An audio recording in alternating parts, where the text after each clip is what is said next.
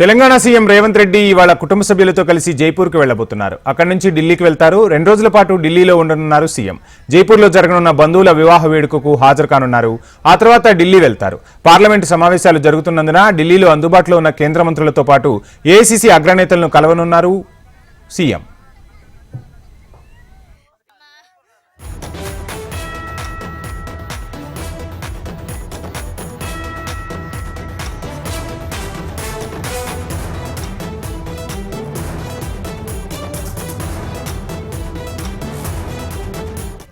Telangana CM Revanth Reddy ఇవాళ కుటుంబ సభ్యులతో కలిసి జైపూర్కు వెళ్లబోతున్నారు. అక్కడి నుంచి ఢిల్లీకి వెళ్తారు. ఇక 2 రోజుల పాటు ఢిల్లీలోనే ఉండనున్నారు సీఎం.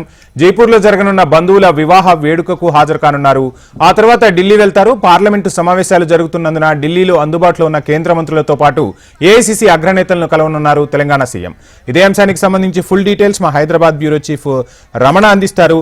రమణ, వివాహ వేడుకకు హాజరవ్వటం పక్కకు పెడితే సీఎం ఢిల్లీ పర్యటన ద్వారా అసలు ఏం చేయబోతున్నారు? అంటే ఓవైపు కేబినెట్ ను విస్తరించాల్సిన ఆవశ్యకత అయితే ఉంది. ఈసారి ఖచ్చితంగా కేబినెట్ ను విస్తరిస్తారా? అదేవిధంగా పెద్ద ఎత్తున నిధులు కూడా కావాల్సిన అవసరం ఉంది. సంవత్సర పాలన ముగిసిపోయింది. ఇక జెట్ స్పీడ్ తో రేవంత్ సర్కారు వడివడిగా అడుగులు వేయబోతుందన్న టాక్ వినిపిస్తుంది. ఈ నేపథ్యంలో పాలనా పరంగా అదేవిధంగా పార్టీ పరంగా ఎటువంటి నిర్ణయాలు తీసుకోబోతున్నారు? దీనికి సంబంధించి లేటెస్ట్ డీటెయిల్స్ ఏంటి రమణ? అంటే మీరు అన్నట్టు సంక్షేమ పథకాలకు సంబంధించి అమలు చేయాల్సి ఉంది. నిధుల సమీకరణ ఉంది. కేంద్ర ప్రభుత్వం నుంచి పూర్తి స్థాయిలో నిధులు అందట్లేదనేటువంటిది ముందు నుంచి కూడా కాంగ్రెస్ సంబంధించిన నాయకులు చెప్తున్న పరిస్థితులు చూస్తున్నాం.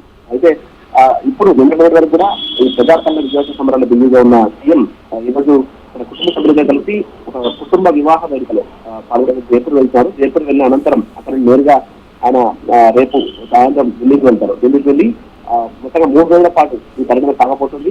3 రోజుల పర్యటనలో ముఖ్యంగా పార్టీకి సంబంధించి ఇటు ప్రధానమైనటువంటి విషయాలు ఇంకా పెండింగ్ ఉన్నాయి కాబట్టి పార్టీ అధినేత ఇటు సోనియా రాహుల్ గాంధీతో భేటీ కాబోతున్నారు. భేటీ అయిన తర్వాత ముఖ్యంగా పిసిసి రాష్ట్ర కార్యవర్గం సంబంధించి ఇంకా పూర్తిగా కసరత్తులు కొనసాగుతున్నాయి.